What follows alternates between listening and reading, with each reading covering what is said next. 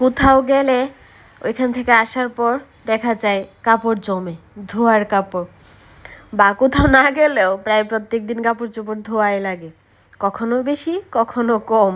যেহেতু 3 দিনের মতো ও বাড়িতে ছিল, আমিও ছিলাম না, তো ওই যে বাড়িতে গিয়া কয়েকটা কাপড় চোপড়, বাড়িতে যাওয়ার আগের 1-2টা কাপড় চোপড় আছে, ওইগুলো ধুইতে হবে।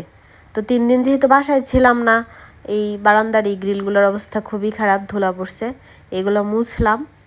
আর এখন এই যে কয়টা কাপড় ধুইয়া দিলাম, এইগুলো হচ্ছে যে এখন বারান্দায় নাড়তেছি।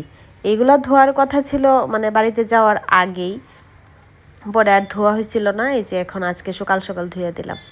আর এই যে আগের ব্লগটাতে বলছিলাম না যে তুলসী গাছটা সতেজ হয়েছে, তুলসী গাছটা মরে নাই, এই যে দেখেন কালকে বাসায় আইসাই ও আগে এই গাছটা দেখছে যে গাছটা কি বাঁচছে নাকি মানে নষ্ট হয়ে গেছে।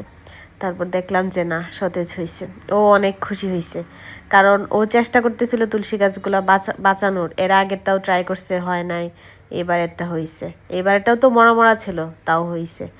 যাই হোক, এদিকে আরও কিছু কাপড় ভিজাই দিছি, এইগুলো হচ্ছে ওর কাপড়, মানে বাড়িতে যাওয়ার আগে 1-2টা শার্ট প্যান্ট ছিল, বাড়ি থেকে আসছে যে এইগুলার একটা শার্ট প্যান্ট, এগুলো আর কি ভিজাইয়া দিছি। এখন আমি একটা চা বানাবো, ওভেন বেকড টি। আমি হচ্ছে যে এখানে সব কিছু একসাথেই মগে দিছি, লেবু কুচি, আদা কুচি, চিনি, জল, কালো জিরা, তারপর হচ্ছে যে চা পাতি একসাথে দিয়া ওভেনে দিয়ে দিব। এইভাবে আমি কখনো ওভেনে মানে চা করি নাই। চা কফির জন্য আমি গরম জল করছি ওভেনে, কিন্তু কখনো সরাসরি এইভাবে করে চা বানাই না আর কি, ওভেনে বেক করে। আজকেই করতেছি, এর জন্য এটার নাম দিছি আমি ওভেন বেকড টি। দেখা যাক কি হয়।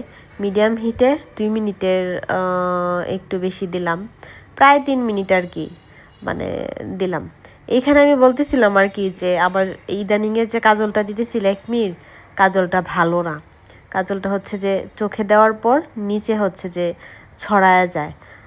আমি ঠকছি, অনেকগুলো টাকা দিয়ে কাজলটা কিনছি, কিন্তু দেখা যায় যে চোখে দিলাম তারপর হচ্ছে আশেপাশে ছড়ায়া যায়। আমার কখনোই কাজল ছড়ায় না, কিন্তু এই কাজলটা ছড়ায়া যায়। এর আগে আমি আইমেজিক, মেবিলিনের কাজলগুলাই দিতাম বেশি, ওইগুলো খুবই ভালো ছিল, কখনোই আমার ছড়ায় নাই। আমি ইভেন ওইগুলো দিয়ে আইলাইনার দিতাম। এখন তো এই লেকমির কাজলটা দিয়া চোখের ভিতরে নিচেই দিতে পারি না, ছড়ায়া যায়। যদি আইলাইনার দিই তাহলে তো আমার অলম্ভূত লাগবে। যাই হোক, এটাই আর কি বলতেছিলাম। এখন এই যে চা প্রায় হয়ে গেছে আর কি, টাইম হয়ে গেছে অফ হওয়ার, এই যে অফ হয়ে গেছে। এখন হচ্ছে যে আমি এটা বের করে নিয়ে দেখি কি হয়। আমি একটু নার্ভাস ফিল করতেছিলাম, না জানি কি হয়, ব্রাশ টাশটি হয়ে যায় কিনা, যেহেতু ঢাকনা দেই নাই। পরে দেখলাম যে না, কিচ্ছু হয় নাই। এখন দেখি কি হয়। ছাঁকুনি দিয়ে তো এখন ছাঁকতে হবে চাটা, একটু নাড়াচাড়া করে মিক্সড করে নিতেছি। আমার কাছে কেন জানি মনে হইতেছে তেতোই হয় কি না, না কি হয় বুঝতে পারতেছি না। যাই হোক, আমি তো এত গরম খাইতে পারি না। এই যে চা আবার রেডি, ওভেন বেকড টি। এখন আমি হচ্ছে যে খাওয়ার জল দিছে, তো খাওয়ার জলটা রাখবো। তো 2 দিন যাবৎ কালকে আসার পর থেকে জল রাখতে পারি নাই। কলসটা একটু ধুইয়া নিতেছি ভালো করে, ধুইয়া হচ্ছে এখন জল রাখবো। আরও যেগুলোতে খাওয়ার জল রাখি ওইগুলোতেও রাখবো। আমারে ওই দিন একটা দিদি জিজ্ঞেস করতেছিল, দিদি তোমার 2টা কল কেন? আসলে 2টা কল হচ্ছে এই যে ডান পাশে যেটা, এটা হচ্ছে এমনি সবসময় রাফ ইউজ করার জন্য আর কি, মানে নর্মাল জল আর কি, যেটা আমরা সবসময় ব্যবহার করি। আর বাম পাশেরটা হচ্ছে খাওয়ার জল, ওইটাতে সবসময় জল থাকে না, যখন জল ছাড়ে তখনই আর কি থাকে। ওইটা খেয়াল রাখতে হয়, পরে আর কি ভরতে হয়। চাটা খাই।